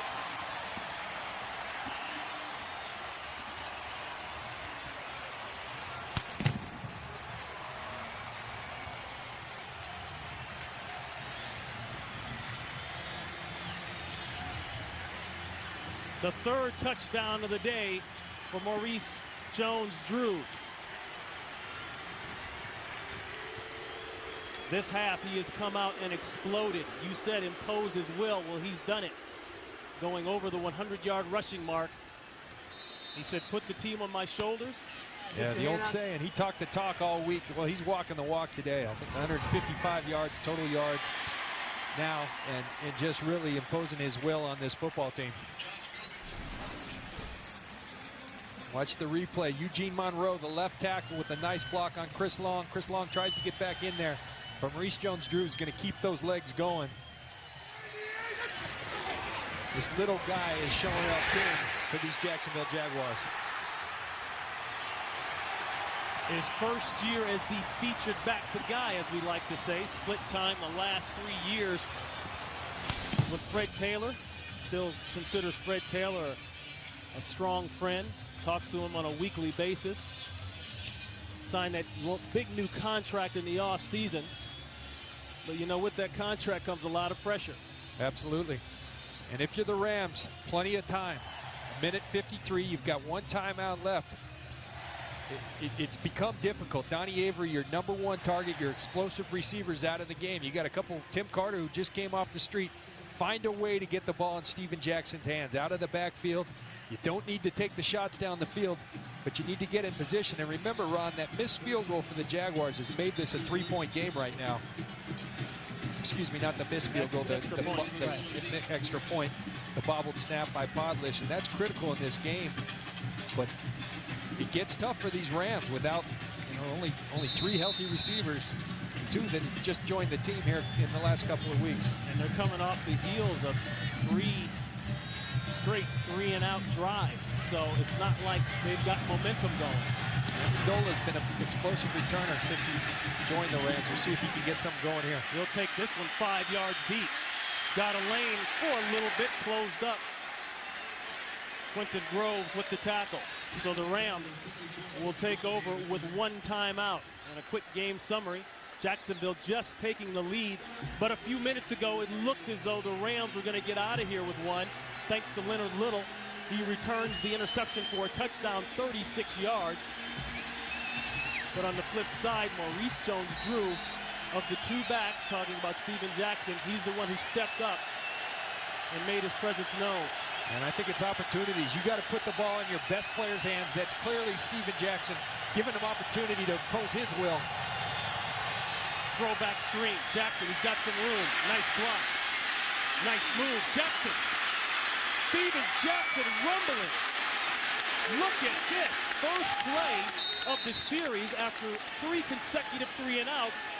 And the Rams answer big. Nice block by Richie Incognito. You talk about imposing his will. You think Steven Jackson wants to win this game? He's carrying that whole Jags defense down the field.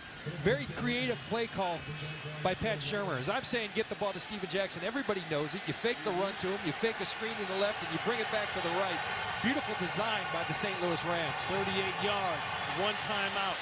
They go to the sidelines. That's Amendola. He catches it, but stays in bounds. The clock is running. They have 1 timeout. Pick up a 5. Remember Josh Brown with already a 52-yard field goal here today.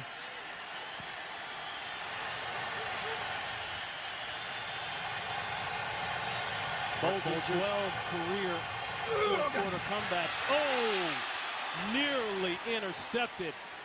And you know Rashid has been thinking about that one since he got torched up in Seattle. Yeah, he did, but that's what, like I said earlier, guys are going to have rough days, but the pros are going to come back, and Rasheed Mathis has done that today. So Keenan Burton, you got to win inside. Rasheed Mathis, that's a pro. He knows he's coming inside, keeps that inside leverage, and has that ball in hand. Could have sealed the game right there.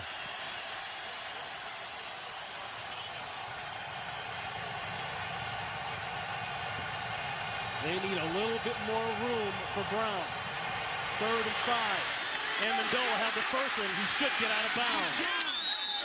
And he does. Picks up the first.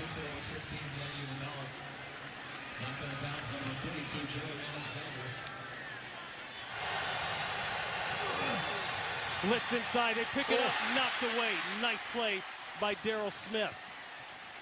And Ron, Mark Bolger never saw Darryl Smith. Darryl Smith, we've seen 2 opportunities now. Rasheed Mathis just had an opportunity on the pass breakup. Darryl Smith had an opportunity to intercept that ball and finish this game. The Rams getting another life here. They're within field goal range, but you're 0-5. You want the win. Try to finish it right now.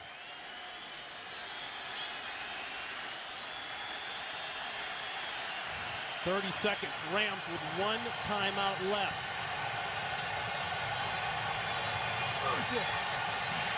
Bolger, Grove, got his tight end. That's McMichael. They got to get on the ball. They got to get on the ball. No, 1 timeout left. He'll clock it. So this is where we stand. 15 seconds left. 1 timeout. Leonard Little 2 series ago, intercepted a ball, took it back 36 yards for a touchdown. The Jacksonville Jaguars stormed right down the field with the help of David Garrard and Maurice Jones-Drew, and they pounded in the end zone. For everyone who just joined us, the Rams are playing without their #1 receiver in Donnie Avery. They've played the majority of the game without him. That's hurt, but they've found a way to mount a drive here. I'd put the ball in Steven Jackson's hands. Bolger out of the pocket, throws it away. Good coverage in the secondary. Quarterback's out of the pocket. He's out of the pocket, no intentional grounding call. 7 seconds left. They're going to go kick it right now. Yep. You've got your 1 timeout. 7 seconds. I know what you're going to say. Is there time to take 1 shot to the end zone? Again, you're 0-5. This is for the tie here in Jacksonville. 27 yards, Josh Brown. Clean snap, it's up. No flags. We're tied here in Jacksonville with 4 seconds left. So Steve Spagnuolo, first-year head coach, does the right thing with 1 timeout in his pocket, even though he had 7 seconds left and could have gone to the end zone. He says, no, we'll play for the tie, and we're 4 seconds from overtime. You know, Ron, and we've been talking about it. You talk about a 2-3 team in the Jacksonville Jaguars and an 0-5 team for the St. Louis Rams. But they've come out today. They've competed. They've played some clean football. Very impressive efforts by both. It's coming down right to the end, possibly over into overtime, and both teams really competing their hearts out today. In both teams, it looked like a different half for the St. Louis Rams. They came out on fire, got on the board first. Their first points in the first quarter, 17-yard touchdown pass from Bolger to Avery. Avery has since left the game. You brought that up. Big loss for them because they are low in the wide receiving ranks. But then second half, they come off the heels of 3 straight 3-and-outs on offense. They basically shut down. With that last drive, they got back into the game. Yeah, and the story in the second half has been Maurice Jones-Drew for the Jacksonville Jaguars. He asked for the ball all week. He asked for it publicly. He asked his coaches. Well, he's paid dividends, over 155 yards of total offense, put the ball in the end zone 3 times, and Steven Jackson imposing his will for these St. Louis Rams. So that ball bobbled. Wilford secures it, 1 second left.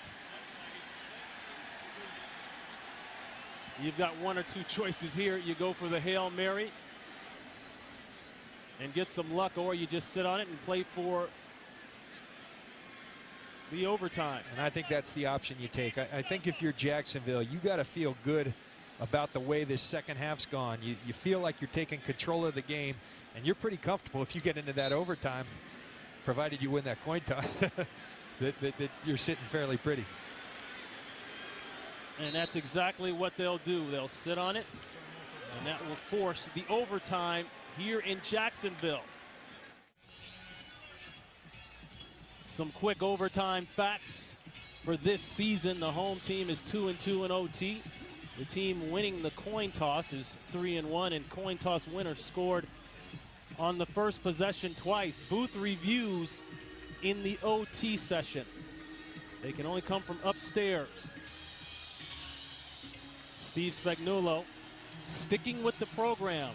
My partner John Lynch made a great analogy to his first few years down in Tampa Bay with Tony Dungy. Tony Dungy and the organization coming under fire for not changing things around after a sluggish start. And Tony Dungy said, no, I am staying the course.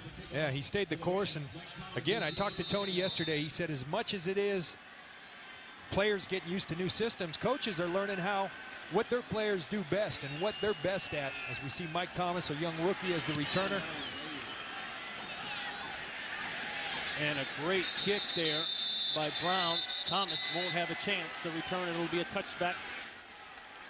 And I think if you're Jacksonville, again, Maurice Jones-Drew, 99 rushing yards in the second half, 110 total, over 150 in total yards. You put it in his hands and you put it in Torrey Holt's hands going against his old teammates in the St. Louis Rams.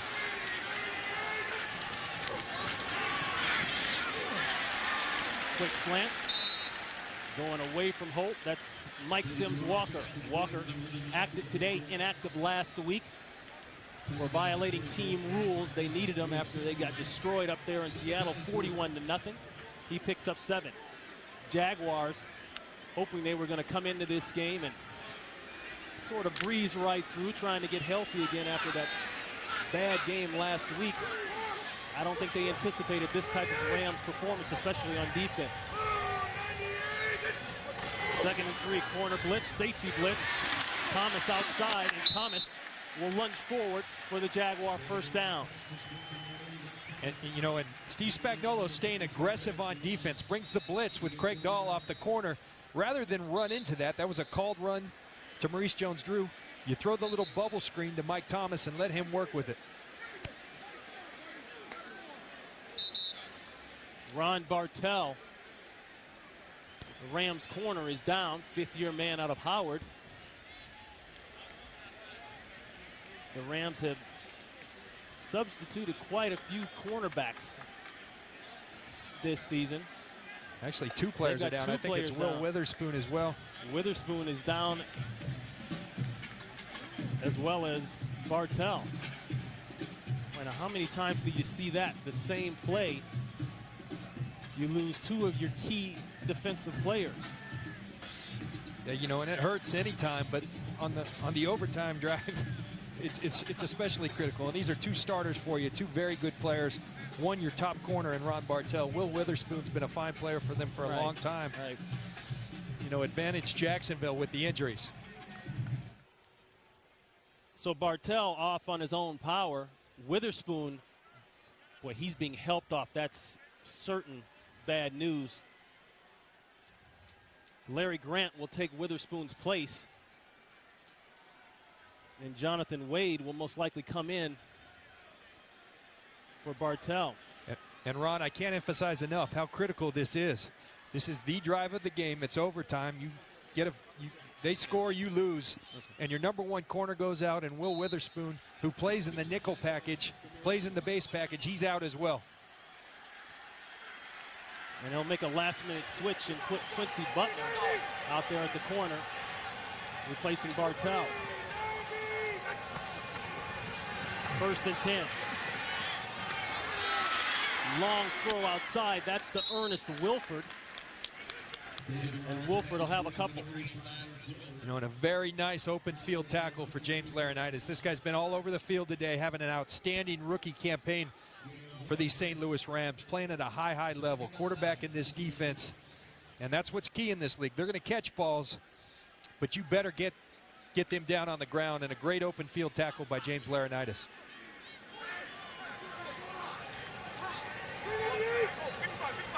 Second and 9.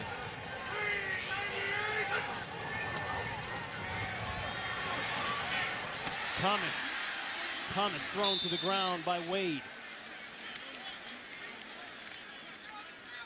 That puts Jacksonville in a 3rd and short.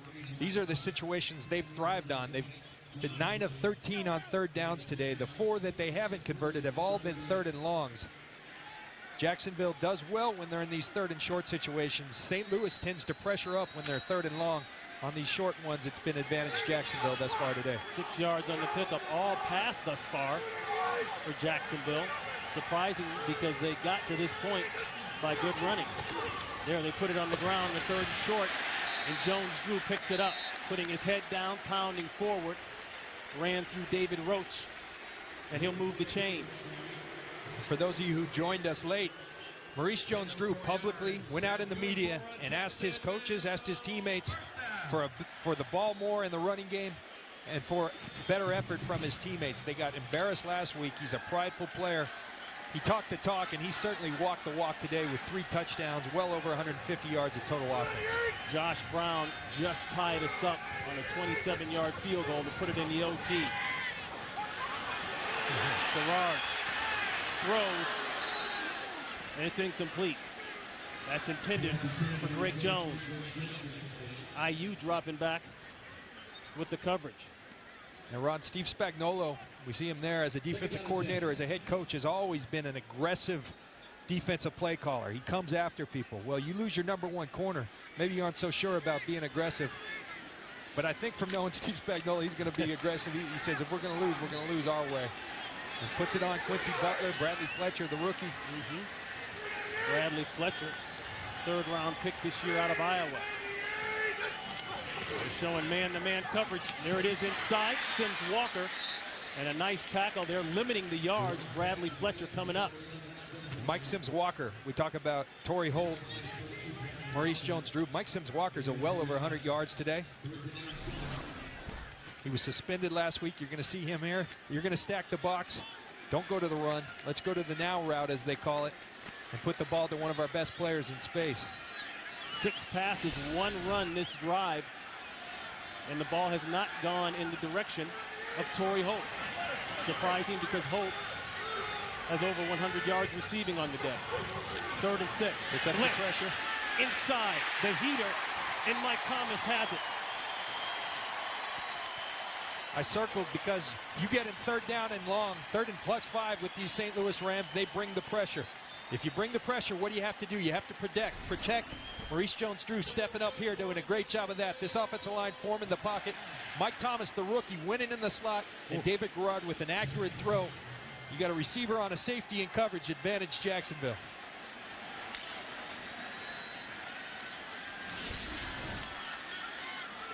Pressure by Tagwe and Wade. Garrard took a hit, but he delivers for 17. Backdoor handoff. Look at Jones-Drew drive the pile. That's a 1st down. And now the Jaguars are in field goal range. As you look at Josh Scobie, he's 2 of 4 from 50 and more this year. He certainly has the leg. They attempted a 58-yarder with him right before the half that had the distance, just a little left. And the Rams need to come up with a big play here. Somehow, they want to get that first win. You gotta put a stop to this drive. Jones-Drew again. Keeps his feet moving. It looked as though Long was going to have him in the backfield. Somehow he gets 2 out of it. But a nice job by Chris Long defeating his block, getting into the backfield, slowing down. You see Chris Long off the corner, going up against the rookie and Eugene Monroe. Puts a little slant, gets in the backfield, and then here comes your help. At this point, it would be about a 41-yard field goal for Scobie. He's 1 of 2 from that distance. 2nd and 8. Running backside again. Jones-Drew again. A pickup of 4. And Maurice Jones-Drew really holding on to that ball. Remember, he did fumble earlier. He's not been a fumbler in his career, but he did fumble early. He's holding on to that thing. High and tight, as they say. See Josh Scobie getting ready, knowing the game's going to come down to him here. And it looks like the Jaguars are just positioning themselves to kick the field goal. The Rams offense may not see the field again today. 3rd and 4. They're going the other side, right in the middle of the field. It'll be just shy of the 1st, but it's lined up perfectly for what certainly is, and who certainly is the man of the hour, the man of the minute, the man of the second, Josh Scobie. Josh Scobie with a chance to end this thing right now. And I'd venture to say that Steve Spagnuolo has 2 timeouts, probably going to use them to try to ice Josh Scobie. As we've seen the Mike Shanahan technique where you wait till the very end, call that timeout. Spagnuolo position himself next to the referee. 36 yards, he's perfect. 2 for 2 on the year from this distance. St. Louis. Timeout St. Louis, and that's exactly what they're doing. 30-second timeout. But what an effort it has been by the Rams today. They started off hot.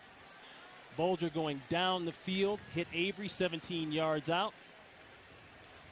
Jones-Drew got it going for the Jaguars after a nice drive and a 4-yard touchdown run. The biggest play of the game, I think, on the other side, Leonard Little, when the game seemingly closed out. Leonard Little coming up with the huge interception and then the return for the touchdown. But Jacksonville answering. They put together a nice drive. Once again, Jones-Drew capping it off with the touchdown.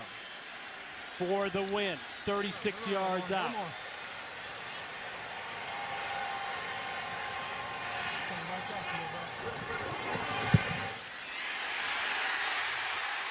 No flags, it's over.